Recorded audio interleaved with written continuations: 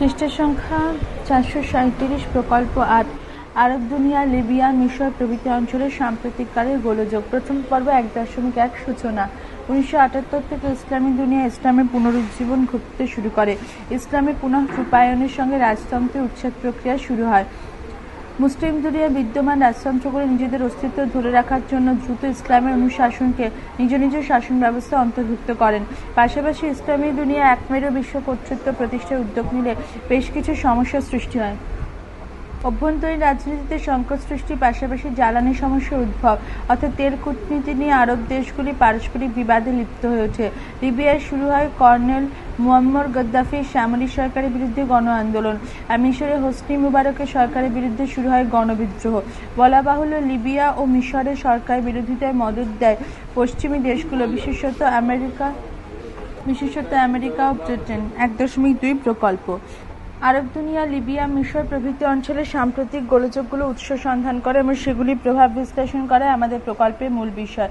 1.3 প্রকল্পের উদ্দেশ্য। 1. আরব দুনিয়ার সাম্প্রতিককালের সংকট বা গোলযোগগুলির স্বরূপ উপলব্ধি করে। 2. লিবিয়ায় যে গাদ্দাফির সরকার বিরোধী গণ আন্দোলন গড়ে উঠেছিল তার পরিচয় লাভ করা। 3. মিশরে হোসনি মুবারকের সরকারের বিরুদ্ধে জনসাধারণের যে আন্দোলন ও গণবিদ্রোহ গড়ে তুলেছিল তার স্বরূপ উপলব্ধি করা। 4. আরব দুনিয়ার সংকটগুলো আন্তর্জাতিক রাজনীতিকে কতখানি প্রভাবিত করেছিল তা জানার চেষ্টা করা। 5. লিবিয়ার গাদ্দাফি সরকার বিরুদ্ধে আন্দোলন কিভাবে বিশ্ব রাজনীতির সমর্থন লাভ করেছিল তা জানা। 6. মিশরে হোসনি মুবারকের সরকারের বিরুদ্ধে যে গণ আন্দোলন গড়ে উঠেছিল তাতে আন্তর্জাতিক শক্তিগুলো কি ভূমিকা নিয়েছিল তা বোঝার চেষ্টা করা। 7. আরব দুনিয়ার সংকটগুলির উৎস অনুসন্ধান করা। 8. লিবিয়ার গণ আন্দোলনের প্রেক্ষাপট উপলব্ধি করা। 9. মিশরের গণবিদ্রোহের পটভূমি উপলব্ধি করা। 1.4 প্রকল্পের গুরুত্ব। আরব দুনিয়া অন্তর্ভুক্ত বিভিন্ন দেশগুলির অভ্যন্তরীণ সংকট জানার ক্ষেত্রে প্রকল্পটি গুরুত্ব রয়েছে। লিবিয়া ও মিশরের সামরিক শক্তির উপর নির্ভরশীল সরকারের স্বরূপ উপলব্ধির জন্য প্রকল্পটি গুরুত্ব রয়েছে। আরব দুনিয়ার দেশগুলির সংকট ও তার মোচনে পশ্চিমী শক্তিগুলির ভূমিকা জানার জন্য প্রকল্পটি যথেষ্ট গুরুত্ব। লিবিয়া ও মিশরের সামরিক সরকারের বিরুদ্ধে গণ আন্দোলনে গণ অসন্তোষ বা বিদ্রোহের স্বরূপ বোঝার জন্য প্রকল্পটি গুরুত্বপূর্ণ। সর্বোপরি আরব দুনিয়া, লিবিয়া, মিশরের সমস্ত সংকট আন্তর্জাতিক রাজনীতিকে কতখানি প্রভাবিত করতে পেরেছিল, যা বিশ্ব রাজনীতিতে তাৎপর্যই বা কতটুকু, তাও বোঝার জন্য প্রকল্পটি গুরুত্বপূর্ণ। 1.5 কর্মপরিকল্পনা। যাদের থেকে সাহায্য পেয়েছ তাদের নামগুলো উল্লেখ করবে এবং কর্মপরিকল্পনাগুলি হচ্ছে পৃষ্ঠা সংখ্যা 438। 1. আমাদের বিদ্যালয়ে পাঠ্যসূচিভুক্ত দ্বাদশ শ্রেণীর ইতিহাস বই থেকে বিভিন্ন তথ্য গ্রহণ করি। বিদ্যালয়ের গ্রন্থাগার থেকে আরব দুনিয়া, লিবিয়া, মিশর প্রভৃতি অঞ্চলে সাম্প্রতিককালে গোলযোগের উপর কিছু গ্রন্থ সংগ্রহ। 3. প্রকল্পের বিষয়ের উপর সাম্প্রতিক গবেষণাধর্মী কিছু লেখার জন্য ইন্টারনেট থেকে কিছু তথ্য সংগ্রহ। 4. আরব দুনিয়া, লিবিয়া, মিশর প্রভৃতি অঞ্চলের সাম্প্রতিককালে গোলযোগের উপর মানচিত্র ও মডেল তৈরির জন্য প্রয়োজনীয় সরঞ্জাম। দ্বিতীয় পর্ব, তথ্য সংগ্রহ। আমার প্রকল্পটি রচনার জন্য প্রয়োজনীয় তথ্য সংগ্রহ করার উদ্দেশ্যে বিভিন্ন বইপত্রের সহায়তা গ্রহণ করেছি। এর মধ্যে উল্লেখযোগ্য বইগুলো হচ্ছে হেলাল উদ্দিন ভূঁইয়ার আরব বসন্ত, জনি ফেস্টে কর্মা, journeys through the Arab Spring, Prangobinda Das রচিত আন্তর্জাতিক সম্পর্ক, রাধারমণ চক্রবর্তী, সুকল্পা চক্রবর্তী রচিত সমসাময়িক আন্তর্জাতিক সম্পর্ক প্রভৃতি গ্রন্থের সাহায্য নিলাম। এছাড়া সাম্প্রতিককালে বিভিন্ন তারিখে আনন্দবাজার পত্রিকা, বর্তমান পত্রিকা, এই সময় পত্রিকা প্রভৃতির সহায়তা নেওয়া হয়েছে। উইকিপিডিয়া ওয়েবসাইটের লিঙ্ক http:/en.wikipedia.org/wiki.arabspring থেকে প্রয়োজনীয় তথ্য সংগ্রহ করা হয়েছে। বিভিন্ন গ্রন্থাগার থেকে প্রাপ্ত পেশাপ্রবেশ সহ কারেন্ট অ্যাফেয়ার্স বিষয়ে কিছু বইপত্রের সহায়তা প্রকল্প রচনা হয়েছে। 2.2 তথ্য বিশ্লেষণ। 1. আরব দুনিয়া। 1. সাম্প্রতিককালে 2009 প্রথম দিক থেকে আরব দুনিয়ায় মানুষ পুনরায় উত্তাল হয়ে ওঠে। মার্কিন মদতে ইসরায়েল গাজা ভূখণ্ডে নির্বিচারে বিমান হামলা চালায়। ইসরায়েল আক্রমণে প্রচুর নিরীহ ফিলিস্তিনি জনগণ মারা যায়। প্যালেস্তাইনের সন্ত্রাসবাদী রাজনৈতিক সংগঠন হামাসকে নিশ্চিহ্ন করার লক্ষ্যে আক্রমণ চলে বলে ইসরায়েল প্রচার চালায়। 2. বিপ্লবের প্রথম সূত্রপাত ঘটে আফ্রিকা মহাদেশের টিউনিসিয়ায়। আরব দেশগুলির মধ্যে প্রথম বিদ্রোহ হয় মিশরে, ক্রমিত লিবিয়া, সিরিয়া, ইয়েমেন সহ বিভিন্ন দেশে ছড়িয়ে পড়ে। 2011 26শে জানুয়ারি সিরিয়াতে এক সরকার বিরোধী বিক্ষোভ শুরু হয়। ডারা নামে শহরে একদল স্কুল ছাত্র শহরের সরকারের বিরুদ্ধে স্লোগান লিখলে 6 মার্চ সিরিয়া নিরাপত্তারক্ষীরা 15 জন স্কুল ছাত্রকে গ্রেপ্তার করে। 1963 থেকে সিরিয়ায় ক্ষমতায় থাকা বাথিস্ট শাসনের পতনের দাবি করা হয়। প্রেসিডেন্ট বাশার আল আসাদের পদত্যাগের দাবিতে অন্তত 10,000 আন্দোলনকারী 18 এপ্রিল অবস্থানে বিক্ষোভ শুরু করে। এই বিক্ষোভ চলে 2012 খ্রিস্টাব্দের শেষার্ধ পর্যন্ত। নতুন সরকার ক্ষমতায় এলেও সেনাবাহিনীর সঙ্গে সাধারণ সিরিয়াবাসী সংঘর্ষ জারি থাকে। পরিস্থিতি গুরুতর দেখে সিরিয়ার রাষ্ট্রপতি ন্যাশনাল সিকিউরিটি বিল্ডিং ও নিরাপত্তা বিষয়ক এক বৈঠক ডাকেন। বৈঠক চলাকালীন ওই বিল্ডিংয়ে জঙ্গিরা আক্রমণ চালায়। সিরিয়ার পক্ষ থেকে এই ঘটনার জন্য কাতার, সৌদি আরব, তুরস্ক, ইসরায়েলকে দায়ী করা হয়। 3. প্যালেস্টাইন সংকটের সূত্র ধরে লেবাননের সমস্যার সূত্রপাত। লেবাননের সন্ত্রাসবাদী গোষ্ঠী হেজবোল্লাহ সংখ্যাগরিষ্ঠের সমর্থন লাভের দ্বারা সরকারি ক্ষমতার অংশীদার হয়। হেজবোল্লাহ গোষ্ঠীর লক্ষ্য ছিল লেবানন ও তার রাগোয়া অঞ্চলগুলিতে ইসরায়েলি বসতিগুলো নিশ্চিহ্ন করা। আর ইসরায়েল চেয়েছিল লেবাননে অবস্থিত হেজবোল্লাহ গোষ্ঠীর ঘাঁটিগুলোর বিনাশ ঘটানো। ফলে লেবাননের সঙ্গে ইসরায়েলি যুদ্ধ শুরু হয়। ইসরায়েলকে মার্কিনী শক্তি মদত যোগায়, কারণ মার্কিনী শক্তি ইসলামকে সভ্যতার শত্রু বলে মনে করত।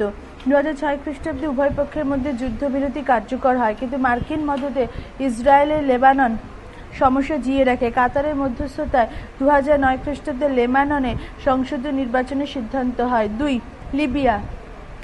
লিবিয়াতে কর্নেল গাদ্দাফির নেতৃত্বে সামরিক সরকার প্রতিষ্ঠিত হয়েছিল। এই সামরিক সরকারের বিরুদ্ধে 2011 খ্রিস্টাব্দে ফেব্রুয়ারি মাসে লিবিয়া জুড়ে গাদ্দাফি বিরোধী গণ আন্দোলন শুরু হয়। বিদ্রোহ জনগণের সঙ্গে অনেক সেনাও যোগ দিয়েছিল। রাজধানী ত্রিপোলি সহ লিবিয়া জুড়ে এই আন্দোলন তীব্র রূপ ধারণ করে। একদিকে বিক্ষুব্ধ লিবিয়াবাসী, অপরদিকে গাদ্দাফি সরকারের সামরিক বাহিনীর মধ্যকার সংঘর্ষে লিবিয়ার জাতীয় নিরাপত্তা বিনষ্ট হয়। গাদ্দাফি বিরোধী যুদ্ধে বিক্ষুব্ধ লিবিয়াবাসীকে মদত যোগায় ইংল্যান্ড, ফ্রান্স, মার্কিন যুক্তরাষ্ট্র। আগস্ট মাসে বিদ্রোহীরা রাজধানী ত্রিপোলি দখল করে। অবশ্য ইতিমধ্যে গাদ্দাফি সেখান থেকে পালিয়ে যান। গাদ্দাফির শক্ত ঘাঁটি বনি ওয়ালিদ অক্টোবর মাসে বিদ্রোহীরা দখল করে। শেষ পর্যন্ত তিনি বিদ্রোহীদের ধরা পড়েন এবং 2011 20 অক্টোবর লিবিয়ার রাষ্ট্রপতি গাদ্দাফিকে হত্যা করা হয়। 3. মিশর এক গণবিদ্রোহ। হোসনি মুবারক এবং 1981 খ্রিস্টাব্দে মিশরের প্রেসিডেন্ট নিযুক্ত হয়ে সেদেশে কার্যত সামরিক একনায়কতন্ত্র প্রতিষ্ঠা করেন। 2011 মিশরে হোসনি মুবারকের সরকারের বিরুদ্ধে প্রবল গণবিরোধ হয়। রাষ্ট্রপতি হোসনি মুবারকের স্বৈরাচারী শাসন থেকে মুক্তির লক্ষ্যে মিশরবাসী গণ আন্দোলন গড়ে তোলে। ফেসবুক ও টুইটারের মতো সোশ্যাল নেটওয়ার্কিং সাইটগুলি সরকার বিরোধী তীব্র জনমত গড়ে তোলে। এতে ভীত হয়ে মিশরীয় প্রশাসন সারা দেশে ইন্টারনেট পরিষেবা বন্ধ করে দেয়। পৃষ্ঠ সংখ্যা 439। বিক্ষোভ ও প্রতিবাদ আন্দোলন চরমে পৌঁছায়। বিরোধী দলনেতা মোহাম্মদ এল বরাদেই কায়রোতে বিক্ষোভ মিছিলের নেতৃত্ব দেন। প্রেসিডেন্ট হোসনি মোবারক জাতির উদ্দেশ্যে এক ভাষণে নতুন সরকার গঠনের আশ্বাস দেন ও প্রচুর সুযোগ সুবিধা দানের কথা ঘোষণা করেন। তা সত্ত্বেও মোবারকপন্থী সরকার বিরোধীদের মধ্যে সংঘর্ষ তীব্র থেকে তীব্রতর হয়। 18 দিন ধরে বিদ্রোহ চলার পর 11 ফেব্রুয়ারি সে দেশের নবনিযুক্ত ভাইস প্রেসিডেন্ট ওমর সোলাইমান এক টেলিভিশনে ভাষণে রাষ্ট্রপতি হোসনি মোবারকের ক্ষমতা থেকে সরে দাঁড়ানোর কথা ঘোষণা করেন। এভাবে পরিস্থিতি জটিল হয়ে উঠতে থাকলে মিশরের রাষ্ট্রীয় ক্ষমতা মোবারকের হাত থেকে সামরিক বাহিনীর অধীন সুপ্রিম কাউন্সিলের হাতে স্থানান্তরিত হয়। 2. তাৎপর্য মিশরে হোসনি মোবারক জমানার পতন সমগ্র মুসলিম জগৎকে প্রভাবিত করে। সৌদি আরব মোবারকের প্রতি সমর্থন জানালেও ইরান লেবানন আন্দোলনকারীদের প্রতি সমর্থন জানিয়েছিল। মার্কিন রাষ্ট্রপতি বারাক ওবামা, গ্রেট ব্রিটেনের প্রধানমন্ত্রী ডেভিড ম্যাকারন মোবারক জামানায় পতনের ঘটনার জন্য মিশরবাসীকে শুভেচ্ছা জানান। 4. টিউনিশিয়া 2010 খ্রিস্টাব্দে 18 ডিসেম্বর আফ্রিকা মহাদেশের টিউনিশিয়ায় মোহাম্মদ বouazizi পুলিশি অত্যাচার দুর্নীতির বিরুদ্ধে আত্মাহুতি দিলে সেই দেশের শাসকদের বিরুদ্ধে বিদ্রোহ শুরু হয়। পশ্চিমী সাংবাদিকগণ এই বিদ্রোহের নাম দিয়েছেন জুমি বিপ্লব, জেসমিন রেভলিউশন। বিপ্লবের ফলে 2011 খ্রিস্টাব্দের 14 জানুয়ারি টিউনিশিয়ার দীর্ঘ 24 বছরের শাসক জেনেল আবিদিন বেন আলীর পতন ঘটে। 5. ইয়েমেনের সাংবিধানিক সংস্কার, কর্মসংস্থান, দুর্নীতি রোধ, অর্থনৈতিক অগ্রগতি প্রভৃতির দাবিতে 2011 খ্রিস্টাব্দের জানুয়ারিতে আন্দোলন শুরু হয়। আন্দোলনকারীরা কিছুদিনের মধ্যে রাষ্ট্রপতি আলী আবদুল্লাহ সেলেহর পদত্যাগ দাবি করেন। এই উদ্দেশ্যে সানা শহরে অন্তত 16,000 আন্দোলনকারী সামিল হন। শেষ পর্যন্ত ইয়েমেনের রাষ্ট্রপতি আলী আবদুল্লাহ সেলেহ ঘোষণা করতে বাধ্য হন যে 2013 খ্রিস্টাব্দের পর তিনি আর রাষ্ট্রপতি থাকবেন না। 6. অন্যান্য দেশে বিদ্রোহ। মিশর, লিবিয়া থেকে Jordan, Yemen, Sudan, Bahrain, Syria সহ আরব দেশগুলোতে বিদ্রোহ ছড়িয়ে পড়ে। এক বিদ্রোহের চাপে জর্ডানের বাদশাহ আবদুল্লাহ সে দেশের নতুন প্রধানমন্ত্রীর নাম ঘোষণা করেন। 2. সুদানের রাষ্ট্রপতি আলী আবদুল্লাহ ঘোষণা করতে বাধ্য হন যে 2015 নির্বাচনে তিনি তার অংশগ্রহণ করবেন না। 3. বাহরাইনে জনগণের স্বাধীনতার দাবিতে সে দেশের স্বৈরাচারী শাসকের বিরুদ্ধে রাজধানী মানামার পার্ল স্কোয়ারে হাজার হাজার মানুষ আন্দোলনে সামিল হয়। 7 প্রভাব। আরব দুনিয়ার তীব্র গোলযোগের ফলে সেখানকার বিভিন্ন দেশে বিপুল পরিমাণ অর্থনৈতিক ক্ষয়ক্ষতি হয়। মাত্র 2 বছরেরও কম সময়ে মিশর, Libya, Syria, Tunisia, Bahrain, Yemen প্রভৃতি দেশে অর্থনৈতিক ক্ষেত্রে প্রায় $2056 কোটি ক্ষতি হয়। তবে আরব দুনিয়ায় বিদ্রোহের ফলে পরিবর্তনের হাওয়া বইতে শুরু করেছে। 2.3 সিদ্ধান্ত। আরব দুনিয়ায় বেশ কিছু সংকট আজও মেটেনি, যেমন ইসরায়েল প্যালেস্তাইন যুদ্ধ আজও চলছে। এক্ষেত্রে ব্রিটেন, মার্কিন যুক্তরাষ্ট্রের মতো শক্তিগুলো তেল কূটনীতি আবহাওয়ায় মধ্যপ্রাচ্যের সংকটগুলোকে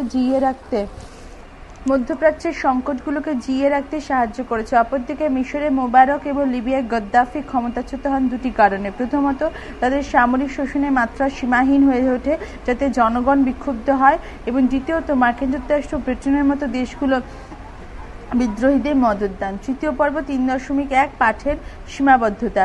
বিদ্যালয়ের পাঠ্যসূচিভুক্ত নানা বিষয়ে পড়াশোনা করতে গিয়ে অনেকটা সময় ব্যয় হয়েছে। প্রকল্পটি রচনা করার জন্য প্রয়োজনীয় সময় পাইনি। উপকরণ আগের প্রকল্পটির মতোই: কার্ডবোর্ড, সাদা কাগজ, মোম, প্লাস্টার অফ প্যারিস, তুলো, নানা রঙের কাপড়, বিভিন্ন রং, তুলি, পেন্সিল, স্কেল, আঠা। কৃতজ্ঞতা শিক্ষা। যাদের থেকে তুমি সাহায্য পেয়েছো তাদের নাম।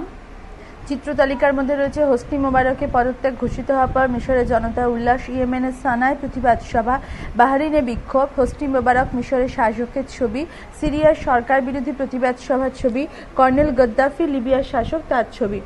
প্রকল্প 9, নারী অধিকার আন্দোলন। প্রকল্পের বিষয় নারী অধিকার আন্দোলন। প্রথম পর্ব, পৃষ্ঠা সংখ্যা 441।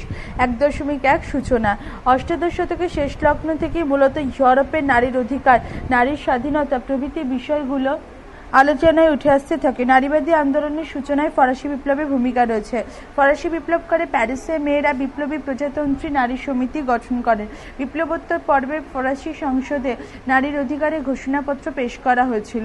এই ঘটনায় নারী অধিকার আন্দোলনের প্রথম পর্বের সূচনা বলে ধরা হয়, যা চলে বিংশ শতকের প্রথমার্ধ পর্যন্ত। নারী আন্দোলনের দ্বিতীয় পর্ব শুরু হয় 1960-এর দশকে, আর এর তৃতীয় পর্ব 1990-এর দশক থেকে শুরু হয়ে আজও চলছে। 1.2 প্রকল্প। প্রকল্পের বিষয় নারী অধিকার আন্দোলন। কবে থেকে কিভাবে নারী নিজের অধিকার আদায়ের জন্য সচেষ্ট হয়ে উঠল এবং বিশ্বজুড়ে একে একে নারী আন্দোলন গড়ে তুলল, সে বিষয়ের উপর আলোকপাত করে। 1.3 প্রকল্পের উদ্দেশ্য। নারী অধিকার আন্দোলন প্রকল্পটি রচনার ক্ষেত্রে কয়েকটি উদ্দেশ্য আছে। উদ্দেশ্যগুলো হচ্ছে: নারী আন্দোলনের সূচনা সম্পর্কে ধারণা লাভ করা। 2, নারী আন্দোলন কয়টি পর্বে গড়ে উঠেছিল সে বিষয়ে জ্ঞান লাভ করা। 3, এক একটি পর্বে নারী আন্দোলন কোন কোন বিষয়ের উপর গুরুত্ব আরোপ করেছিল তা জানার চেষ্টা করা। যায় বিশ্বজুড়ে, বিশেষত ফ্রান্স, ইংল্যান্ড, মার্কিন যুক্তরাষ্ট্র, রাশিয়া, জার্মানি, আলজেরিয়া, আফ্রিকা, ভারতে নারী আন্দোলনের পরিচয় লাভ করা। 5, অধিকার অর্জনের লক্ষ্যে নারীবাদী কণ্ঠ কিভাবে সোচ্চার হয়েছিল তা জানার চেষ্টা করা। 6, নারী আন্দোলনের পশ্চিমী রাষ্ট্রগুলোতে যে নতুন চিন্তার উদ্ভব ঘটেছিল তার সম্যক ধারণা লাভ করতে হবে।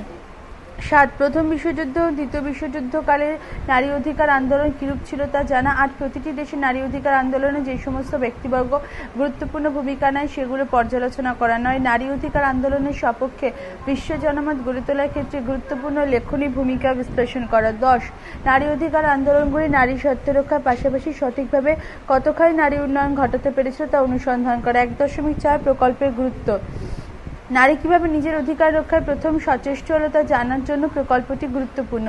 নারী অধিকার আন্দোলনের অগ্রগতির সম্পর্কে স্পষ্ট ধারণা লাভের জন্য প্রকল্পটিতে গুরুত্ব রয়েছে। বিভিন্ন পর্বে গড়ে ওঠা নারী অধিকার আন্দোলন কিভাবে বা কতখানি নারীর অধিকার প্রতিষ্ঠা করতে পেরেছিল তা জানার জন্য প্রকল্পটি বিশেষ গুরুত্বপূর্ণ। সমাজে নারী পুরুষের বৈষম্য দূর করার লক্ষ্য নিয়ে যে নারীবাদী আন্দোলন গড়ে উঠেছিল তা কতখানি সফল হয়েছে সে বিষয়ে ধারণা লাভের জন্য প্রকল্পটি গুরুত্বপূর্ণ। কর্মপরিকল্পনায় যাদের থেকে সাহায্য পেয়েছ তাদের নামগুলো উল্লেখ করবে। দ্বিতীয় পর্ব 2.1 তথ্য সংগ্রহ। উপযুক্ত প্রকল্পটি রচনার জন্য তথ্য সংগ্রহ করতে গিয়ে বিভিন্ন বইপত্রের সাহায্য নিয়েছি, যেমন রাজশ্রী বসু, বাসবী চক্রবর্তী সম্পাদিত মানবী বিদ্যা, সিদ্ধার্থ ঘোড়ার সম্পাদিত মানবাধিকার গণতান্ত্রিক অধিকার, অলোক কুমার ঘোষ রচিত আন্তর্জাতিক সম্পর্ক বর্তমান বিশ্ব, শাশ্বতী ঘোষ রচিত সমতার দিকে আন্দোলনে নারী, কল্যাণী বন্দ্যোপাধ্যায় রচিত নারী শ্রেণী ও বর্ণ, মৈত্রী চট্টোপাধ্যায় রচিত অধিকার আদায়ের সংগ্রাম নারী, মনসুর হাবিবুল্লাহ রচিত মুসলিম নারীর অধিকার, মঞ্জুরি গুপ্ত রচিত নারীর অধিকার ও আইন গ্রন্থ ইত্যাদি। 1, নারী অধিকার আন্দোলনের সূচনা। ফরাসি বিপ্লবকালে ফ্রান্সে নারী অধিকার আন্দোলনের প্রথম পর্বের সূচনা ঘটে। 1960 খ্রিস্টাব্দে আগে পর্যন্ত এই পর্ব প্রথম পর্ব কালে বিশ্বজুড়ে নারী বিভিন্ন অধিকার আদায়ের লক্ষ্যে আন্দোলন গড়ে তোলে। ফ্রান্সের নারীরা নিজেদের অধিকার আদায়ের লক্ষ্যে এক ঘোষণাপত্র পেশ করেন। এই ঘোষণাপত্রটি পেশ করার অপরাধে ফরাসি সরকার কড়া ব্যবস্থা নেন। নারীদের অনেকে নিগৃহীত হন, কেউ কেউ মারাও যান। তবু শেষ পর্যন্ত ফরাসি সরকার নারীদের কয়েকটি অধিকার প্রদানে বাধ্য হয়, যথা পিতামাতার অনুমতি ছাড়া বিবাহের অধিকার, বিবাহ বিচ্ছেদের মামলা রুজু করার অধিকার, বংশানুক্রমে আইনের ক্ষেত্রে নারীদের স্বীকৃতি দান ইত্যাদি। পৃষ্ঠা সংখ্যা 442। 2. নারী অধিকার আন্দোলনের অগ্রগতি। মূলত 3টি পর্বে নারী অধিকার আন্দোলনের অগ্রগতি ঘটে। 1. ফরাসি বিপ্লব থেকে 1960-এর দশক পর্যন্ত নারী অধিকার আন্দোলনের প্রথম পর্বে প্রসার। 2. 1960-এর দশকের পর থেকে নারী অধিকার আন্দোলনের দ্বিতীয় পর্ব শুরু হয়। এই পর্বে নারী আন্দোলন, নারী সচেতনতা ছিল আগের তুলনায় অনেক বেশি তীব্র ও বিপ্লবী। এই পর্বে পশ্চিমী দেশগুলিতে নারী আন্দোলন সম্পর্কে এক নতুন চিন্তার উদ্ভব ঘটে। জাতির ভাষা ও শ্রেণীগত বিচারে পুরুষের থেকে নারীর পার্থক্য স্বীকৃতি পায়। নারীর ক্ষমতায়ন হয়ে ওঠে নারী আন্দোলনের মূল বিষয়। 3. 1990-এর দশক থেকে নারী অধিকার আন্দোলনের তৃতীয় পর্ব শুরু হয়। এই পর্বে রাজনীতির উপর নারীর অধিকার গুরুত্ব পায়। পাশাপাশি তৃতীয় পর্বের আন্দোলনে নারীদের মনস্তাত্ত্বিক শোষণ, কর্মক্ষেত্রে যৌন উৎপীড়ন, সাংস্কৃতিক অংশগ্রহণ ইত্যাদি বিষয়গুলো গুরুত্ব পায়। 3. বিভিন্ন দেশে নারী অধিকার আন্দোলন। 1. ব্রিটেন। ইউরোপের মধ্যে ব্রিটেনের নারী অধিকার আন্দোলন নিয়ে 1850-এর দশকে আন্দোলন গড়ে ওঠে। পরবর্তীকালে বিংশ শতকের গোড়ার দিকে ব্রিটেনের নারীদের ভোটাধিকারের দাবিতে আন্দোলন গড়ে ওঠে। এই আন্দোলনের ফলশ্রুতি হিসেবে শেষ পর্যন্ত 1918 খ্রিস্টাব্দে ব্রিটেনের সরকার নারীদের ভোটাধিকার মেনে নেন। দীর্ঘ আন্দোলনের মধ্য দিয়ে নারীরা তাদের ভোটাধিকার আদায় করে নেয়। 2. মার্কিন যুক্তরাষ্ট্র। মার্কিন রাষ্ট্রপতি সেনেকা ফলস মহাসম্মেলনে 1848-এর মধ্য দিয়ে নারী অধিকার আন্দোলন শুরু হয়। এই সম্মেলনে পিতৃতান্ত্রিক সমাজ থেকে নারীকে মুক্ত হওয়ার আহ্বান করা হয়। মার্কিন মুলুকে মধ্যবিত্ত মহিলারা দাসপ্রথা বিরোধী আন্দোলনে অংশ নেয়। সুসান অ্যান্টনি এবং Elizabeth Cady Stanton National Human Suffrage, Lucy Stone American Women Suffrage Association গড়ে তোলেন। লুসি স্টোন বিবাহ বিচ্ছেদ আইনের সংস্কার ঘটনার দাবি তোলেন এবং তিনি মার্কিন স্বাধীনতার ঘোষণা ছাড় অনুকরণে ডিক্লারেশন অফ সেন্টিমেন্টস রচনা করেন। সুসান অ্যান্টনি এবং এলিজাবেথ কেডি স্ট্যান্টন কর্মরত মহিলাদের আইনি সুরক্ষার দাবি জানান। বিংশ শতকের প্রথমার্ধে 1920 খ্রিস্টাব্দে মার্কিন সংবিধানে 19তম সংশোধনী এনে মহিলাদের ভোটাধিকার দেওয়া হয়। যদিও 1869 খ্রিস্টাব্দে মার্কিন যুক্তরাষ্ট্রের কিছু কিছু অঙ্গরাজ্যে নারীদের ভোটাধিকার চালু হয়েছিল, তবে সার্বিকভাবে 1920 খ্রিস্টাব্দে মার্কিন মহিলারা ভোটাধিকার লাভ করার ফলে নারী অধিকার আন্দোলন আরও সংঘবদ্ধ হয়ে ওঠে এবং তার প্রসার ঘটে। 1960-এর দশকে মার্কিন মুলুকে নারীর অধিকার আন্দোলন অনেক বেশি তীব্র ও বিপ্লবী হয়ে ওঠে। 3. রাশিয়া। রুশ বিপ্লবে 1917 খ্রিস্টাব্দে আগে রাশিয়ার সমাজে পুরুষরাই ছিল মূল নিয়ন্ত্রক। এই সময় রুশ সমাজে নারীরা প্রবলভাবে শোষিত হতো। বিপ্লবের পর নতুন সমাজতান্ত্রিক সরকার বিভিন্ন আইন প্রণয়নের দ্বারা নারীর সমানাধিকার পেতে থাকে, সমানাধিকার প্রতিষ্ঠা করে। কর্মজগতে নারীদের অনুপ্রবেশ ঘটতে শুরু করে। কর্মজগতে পুরুষদের মতো নারীরা সমান সুযোগ পেতে থাকে। শিক্ষা ও স্বাস্থ্যক্ষেত্রে জনকল্যাণমূলক কর্মসূচি গৃহীত হওয়ায় মহিলাদের উন্নতি শুরু হয়। পরবর্তীকালে নারীরা রাজনৈতিক জীবনেও প্রবেশাধিকার লাভ করে। 1930 খ্রিস্টাব্দের পর সোভিয়েত সমাজে নারীরা পুরুষদের সঙ্গে ভারী কাজ করতে বাধ্য হয়। 4. জার্মানিতে।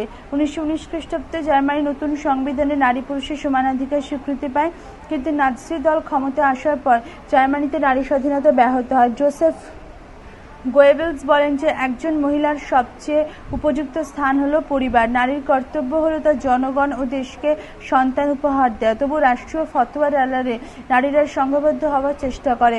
জার্মান সমাজতান্ত্রিক আন্দোলনের নেত্রী রোজা লুক্সেমবার্গের নেতৃত্বে জার্মান মহিলারা সংঘবদ্ধ হওয়ার চেষ্টা করে। মহিলারা ঘরের বাইরে বেরিয়ে এসে চাকরি সহ অন্যান্য কাজে অংশ নেয়। 5. ভারতে। অষ্টাদশ শতকে নারী অধিকার রক্ষাকে কেন্দ্র করে ভারতে নারী আন্দোলনের সূচনা ঘটে। রামমোহন রায় সতীদাহ প্রথা বিরোধী আন্দোলন, বিদ্যাসাগরের নারী কল্যাণকর ভূমিকা নারী আন্দোলনের ক্ষেত্র প্রস্তুত করে। পরবর্তীকালে জাতীয় আন্দোলনে নারী গৌরবজনক ভূমিকা গ্রহণ করে। 1917 খ্রিস্টাব্দে সরোজিনী নাইডুর নেতৃত্বে নারী প্রতিনিধি দল স্বাস্থ্য শিক্ষা এবং সমান ভোটাধিকারের দাবি নিয়ে মন্টিগু চেমস্ফোর্ড মিশনের কাছে যায়। মহিলাদের স্বার্থ রক্ষার লক্ষ্য নিয়ে গঠিত হিউম্যান্স ইন্ডিয়ান অ্যাসোসিয়েশন এবং অল ইন্ডিয়া উইমেন্স কনফারেন্স 70-এর দশকে নারী নিজের স্বতন্ত্র মূল্যবোধকে প্রতিষ্ঠা করার জন্য লড়াই শুরু করে। গড়ে ওঠে একাধিক স্ত্রী সংগঠন ও স্ত্রী মুক্তি সংগঠন। 80-র দশকে নারীবাদী সংগঠনগুলো দেশীয় ও আন্তর্জাতিক ইস্যু তুলে নারী আন্দোলন শুরু করে। 1985-তে শাহবানো মামলাকে কেন্দ্র করে ভারতে নারীবাদী আন্দোলন গতিশীল হয়ে ওঠে। ইতিপূর্বে 70-এর দশকে চিপকো আন্দোলন সহ একাধিক পরিবেশ রক্ষা আন্দোলনও নারী গুরুত্বপূর্ণ ভূমিকা গ্রহণ করে। 4. প্রথম ও দ্বিতীয় বিশ্বযুদ্ধকালে নারী আন্দোলন। প্রথম বিশ্বযুদ্ধকালে গ্রেট ব্রিটেন, মার্কিন যুক্তরাষ্ট্রে মহিলারা ভোটাধিকার অর্জন করে। বলশেভিক বিপ্লবের পর সোভিয়েত ইউনিয়নে মহিলাদের সামাজিক ও অর্থনৈতিক সাম্য প্রতিষ্ঠিত হয়। দ্বিতীয় বিশ্বযুদ্ধকালে নারীরা নিজেদের অধিকার রক্ষার জন্য বিভিন্ন দেশে সাম্রাজ্যবাদ বিরোধী আন্দোলনে অংশ নেয়। এমনকি দ্বিতীয় বিশ্বযুদ্ধের শেষে বিশ্বের বিভিন্ন দেশে নারীরা অনেক বেশি স্বাধীনতা অধিকার আদায়ে সফল হয়। বিশ্বের বেশ কিছু রাষ্ট্রে নারীরা পুরুষের সঙ্গে আইনি সমানাধিকার লাভ করে। পৃষ্ঠা 443-5 নারী অধিকার আন্দোলন ও বিভিন্ন ব্যক্তির ভূমিকা। নারী অধিকার রক্ষার আন্দোলনে বিশ্বের বিভিন্ন দেশে বিভিন্ন ব্যক্তি বিভিন্ন সময়ে গুরুত্বপূর্ণ ভূমিকা পালন করে। নারী অধিকার আন্দোলনের প্রথম পর্বে ফরাসি সংসদে নারীদের অধিকার রক্ষার ব্যাপারে প্রথম গুরুত্বপূর্ণ ভূমিকা নেন দ্য গোজ নামে মহিলা। নারী আন্দোলনের প্রভাবশালী ব্যক্তিত্ব ছিলেন মেরি উলস্টনক্রাফট। তিনি ফরাসি বিপ্লবের দ্বারা প্রভাবিত হয়ে নারী অধিকার আদায়ের ব্যাপারে লেখালেখি করেন। এছাড়া নারী অধিকার রক্ষার ব্যাপারে যারা কলম ধরেছিলেন তাদের মধ্যে ছিলেন ইংল্যান্ডের হান্না মোর, সারা এলিস, জার্মানির রোজা লুক্সেমবার্গ প্রমুখ। ইংল্যান্ডের নারী শ্রমিকদের সংগঠন করার কাজে সক্রিয় ভূমিকা নিয়েছিলেন এমিলিন প্যাঙ্কহার্স্ট। 2.3 সিদ্ধান্ত। আধুনিককালে নারী অধিকার আন্দোলনগুলো একদিকে যেমন নারীর অধিকার সুরক্ষিত করেছিল, অপরদিকে তেমন নারীর অধিকার সুরক্ষিত করার মাধ্যমে সার্বিকরূপে সমাজ ও সভ্যতা উন্নতি ও প্রগতি ঘটায়।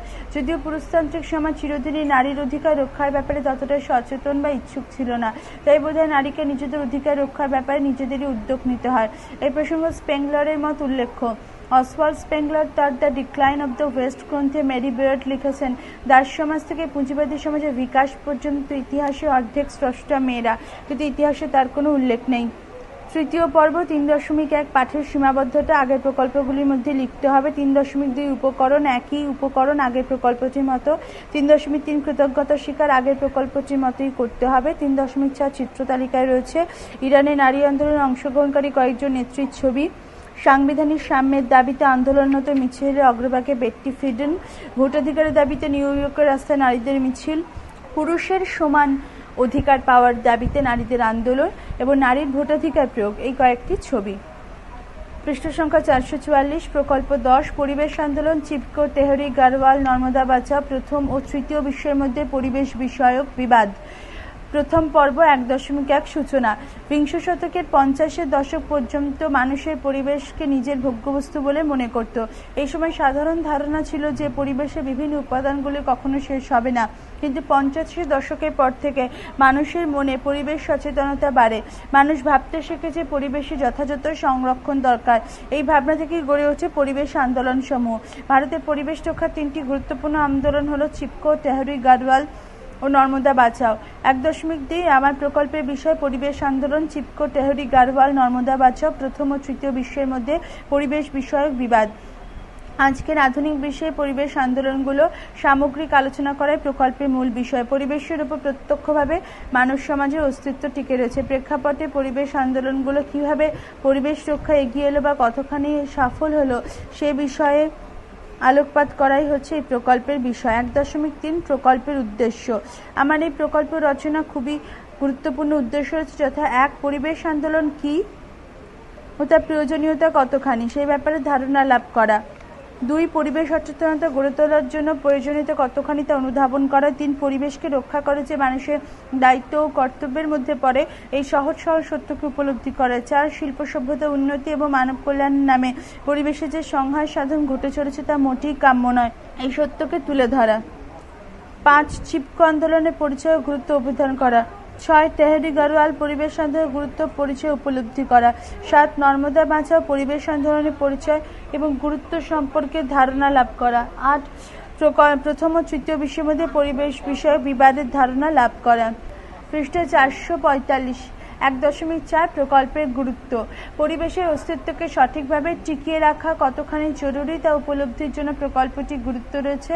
অরণ্য সম্পদ, জল সম্পদ সংরক্ষণ, বাঁধ নির্মাণের উপযোগিতা বোঝার জন্য এই প্রকল্পটি অত্যন্ত গুরুত্বপূর্ণ।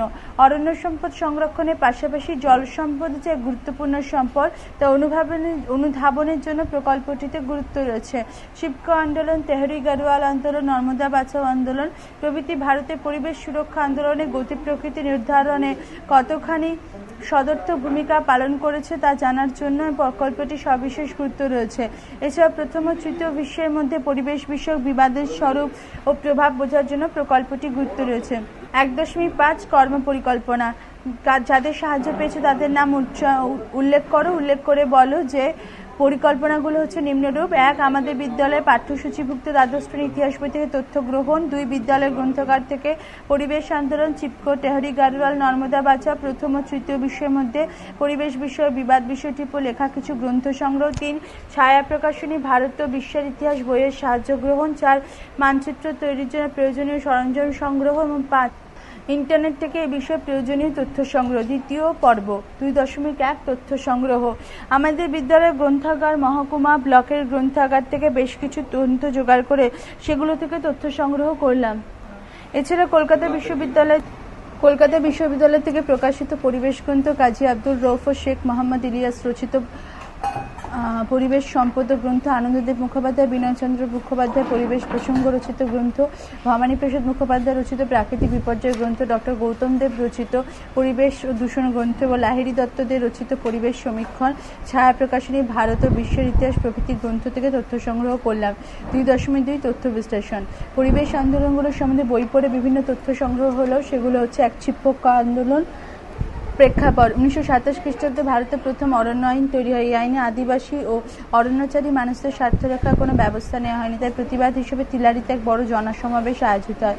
1930 সমাবেশে অংশগ্রহণকারী 17 জনকে রাজার সেনারা হত্যা করে। পরবর্তীকালে তেহরি গারওয়াল অঞ্চল উত্তরপ্রদেশে অন্তর্ভুক্ত হয়। 17 জন শহীদের স্মরণে প্রতি বছর 30 মে দিনটিতে অরণ্য দিবস পালিত হয়। পরবর্তীকালে তেহরি গারওয়াল অঞ্চল উত্তরপ্রদেশে অন্তর্ভুক্ত হয়। 17 জন শহীদের স্মরণে প্রতি বছর 30 মে দিনটিতে অরণ্য দিবস পালিত হয়। পরে মহাত্মা গান্ধী ভাবশিষ্য সরলাবেনী উদ্যোগে গঠিত হয় উত্তরাখণ্ড সর্বদয় মণ্ডল 1961। এই সদস্যরা অরণ্য নিধনের বিরুদ্ধে একজোট হন। 2. আন্দোলনের বিবরণ: উত্তরপ্রদেশের চামোলি জেলার গোপেশ্বর নামে পাহাড়ি অঞ্চল অবাধে বন ধ্বংস শুরু হয়। এলাহাবাদের এক খেলার সামগ্রী প্রস্তুতকারক সংস্থার ঠিকাদাররা গোপেশ্বর অঞ্চলে গাছ কাটতে যায়। স্থানীয় গ্রামবাসীরা তাদের বাধা দেয়, কিন্তু তারা জোর করে গাছ কাটতে উদ্যত হয়।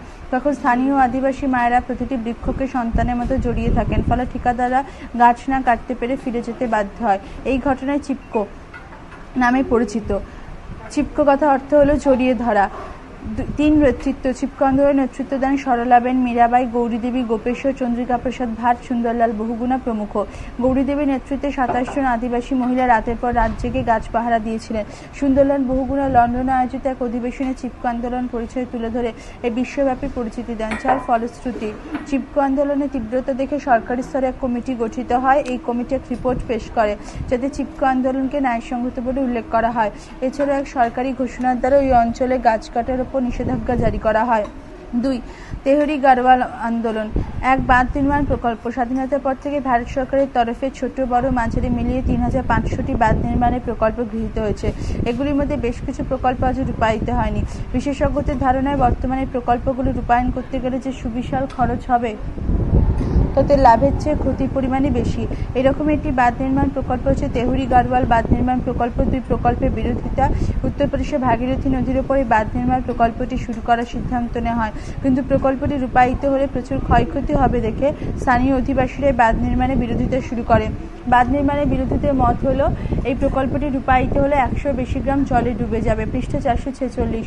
প্রায় 1 লক্ষ লোক বাস্তুহারা হবে, বেকার হয়ে পড়বে। পরিবেশবিদদের মতে এই বাঁধ তৈরির দ্বারা প্রায় 320 কোটি টন জল সঞ্চয় করা যাবে। এর দরুন ওই অঞ্চলে বিশাল ভূমিকম্প ও ভূমিস্খলনের সম্ভাবনা দেখা দেবে। তাছাড়া এই আশঙ্কাও প্রকাশ করা হয় যে প্রকল্পটি রূপায়ণের ক্ষেত্রে সামান্য ভুল ত্রুটি হলে দেবপ্রয়াগ, হরিদ্বার, ঋষিকেশ ইত্যাদি শহরগুলো সম্পূর্ণরূপে ধ্বংসপ্রাপ্ত হবে। এই সমস্ত আশঙ্কায় বাঁধ নির্মাণের বিরুদ্ধে আন্দোলন শুরু হয়। 3. নর্মদা বাঁচাও আন্দোলন। 1. প্রকল্প গ্রহণ। গুজরাট ও মধ্যপ্রদেশের রাজ্য সরকারের যৌথ উদ্যোগে নর্মদা প্রকল্প গ্রহণ করেছে। নর্মদার দৈর্ঘ্য প্রায় 1450। এই সুবিশাল নদী উপত্যকায় তার উপনদীতে 30টি বড় বাঁধ, 135টি মাঝারি বাঁধ, 3000টি ছোট বাঁধ তৈরি পরিকল্পনা নেওয়া হয়। মূল নদীর উপর 10টি বড় বাঁধ তৈরির সিদ্ধান্ত হয়। এগুলোর তৈরির সময়সীমা ধার্য হয় 25 বছর এবং এগুলির নির্মাণের খরচ হয় আনুমানিক 40,000 কোটি টাকা। 2. প্রকল্পের উদ্দেশ্য। প্রকল্পের মূল কয়েকটি উদ্দেশ্য ছিল: 1. 1450 মেগাওয়াট বিদ্যুৎ উৎপাদন। 2. ভারতে কমপক্ষে 3টি রাজ্য জলসেচের ব্যবস্থা করা। 3. বন্যা প্রতিরোধ করা। প্রতি বছর বর্ষায় বন্যার দরুন যে ক্ষয়ক্ষতি হয় তার হাত থেকে রক্ষা পাওয়া। 3. প্রকল্পের বিরোধিতা আন্দোলন।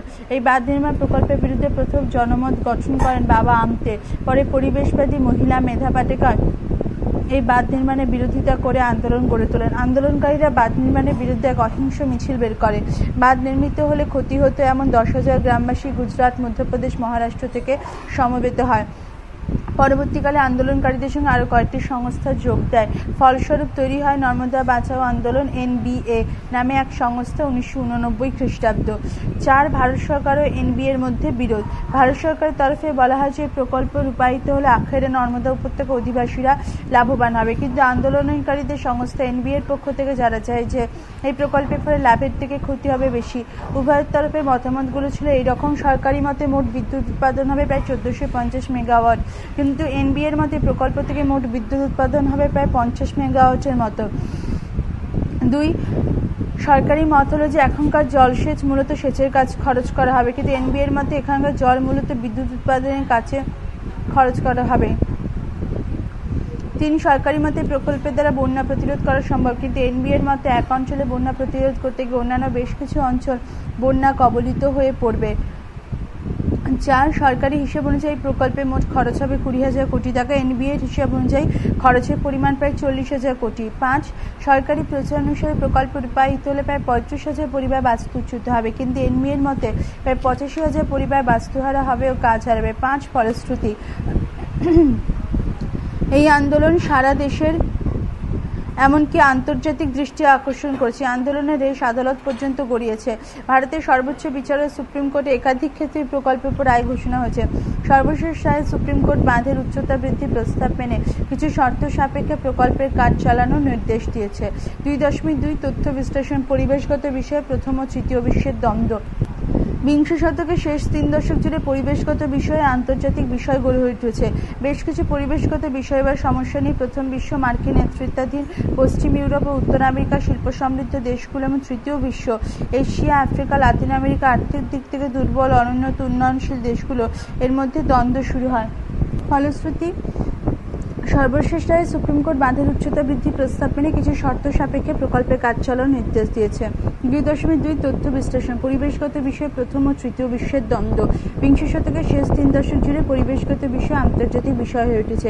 বেশ কিছু পরিবেশগত বিষয় বা সমস্যা নিয়ে প্রথম বিশ্ব, মার্কিন নেতৃত্বাধীন পশ্চিম ইউরোপ ও উন্নত আমেরিকা শিল্প সমৃদ্ধ দেশ, তৃতীয় বিশ্ব, এশিয়া, আফ্রিকা, লাতিন আমেরিকা আর্থিক দিক থেকে দুর্বল অনুন্নত উন্নয়নশীল দেশগুলো এর মধ্যে দ্বন্দ্ব শুরু করে। 1. মাত্রাতিরিক্ত কার্বন ডাইঅক্সাইডের নির্গমনের ফলে সারা বিশ্বে পরিবেশ ভারসাম্যজনিত সমস্যা দেখা দিয়েছে। 2. কিছু সাধারণ সম্পদ যেমন সমুদ্রতলের সম্পদ, আবহাওয়া, মহাশূন্য প্রভৃতির মাত্রাধিক ব্যবহারের ফলে পরিবেশে ভারসাম্যের অভাব দেখা দিয়েছে। 3. নগরায়ন ও শিল্পায়নের ফলে পরিবেশ বিপর্যয়। 4. মাত্রাধিক সম্পদ আহরণের ফলে পরিবেশগত অবক্ষয় প্রভৃতি। 2.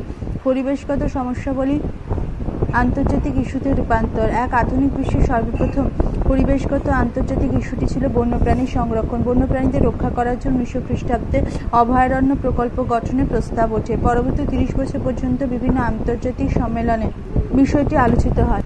2. বিগত শতকে 60-এর দশকে দূষণ প্রতিরোধ এবং প্রাকৃতিক সম্পদ সংরক্ষণের ভাবনা প্রসারিত হয় উন্নত দেশগুলোতে। 3. পরমাণু বিস্ফোরণের ফলে যে তেজস্ক্রিয় তরঙ্গ নির্গত হয় তা মানব শরীরে বিপজ্জনক প্রভাব ফেলে। এই কারণে আন্তর্জাতিক ক্ষেত্রে বায়ুমণ্ডলে পরমাণু বিস্ফোরণ নিষিদ্ধকরণ চুক্তি স্বাক্ষরিত 1963। 4.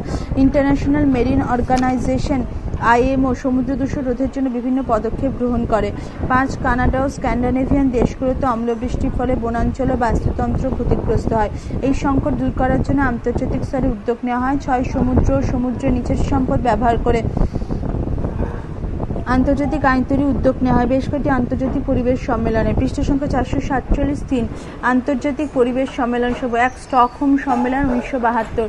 পরিবেশ সংরক্ষণ এবং দূষণ প্রতিরোধের লক্ষ্য নিয়ে স্টকহোমে আয়োজিত মানবিক পরিবেশ সম্মেলন। রাষ্ট্রসংঘের আহ্বানে আয়োজিত এই সম্মেলনে পরিবেশ বিষয়ক বেশ কিছু নীতি ও কর্মসূচি গৃহীত হয়।